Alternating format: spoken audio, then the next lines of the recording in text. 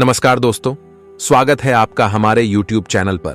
दोस्तों, आज की यह कहानी हमें सिखाएगी कि सच्चा सुख किसमें है, तो इस कहानी को अंत तक जरूर सुनिए।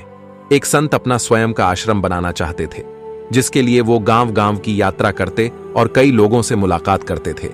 इसी यात्रा के दौरान उनकी मुलाकात एक किसान से हुई।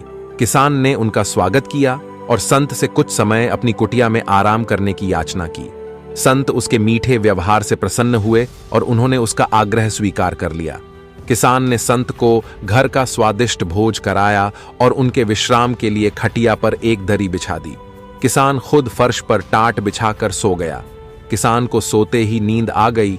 उसके चेहरे के भाव से पता चल रहा था कि वह चैन की सुखद नींद ले रहा है। उधर संत को खाट पर नींद नहीं आ रही थी।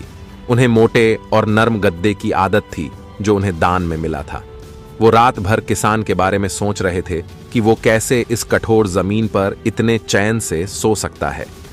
दूसरे दिन सवेरा होते ही संत ने किसान से पूछा, तुम कैसे इस कठोर धरा पर इतने चैन से सो रहे थे? तब उसने बड़ी सरलता से उत्तर दिया, हे गुरुदेव, मेरे लिए मेरी ये छोटी सी कुटिया एक महल के समान ही भव्य है। इसमें मेरे श्रम की महक है।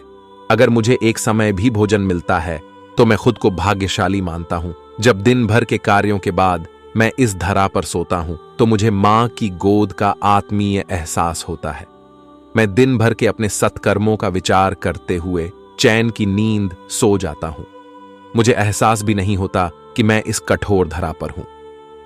जब संत जाने लगे तब किसान ने कहा, हे गुरुवर, क्या मैं भी आपके साथ आश्रम के लिए धन एकत्र करने चल सकता हूं? तब संत ने विनम्रता से उत्तर दिया, पुत्र, तुमने जो मुझे आज ज्ञान दिया है उससे मुझे पता चला कि चित्त का सुख कहां है। अब मुझे किसी आश्रम की इच्छा नहीं रह गई। यह कहकर संत वापस अपने देश लौट गए और एकत्र किया। धन उन्होंने गरीबों में बांट दिया और स्वयं एक कुटिया बनाकर रहने लगे। जीवन का सुख संतोष में है।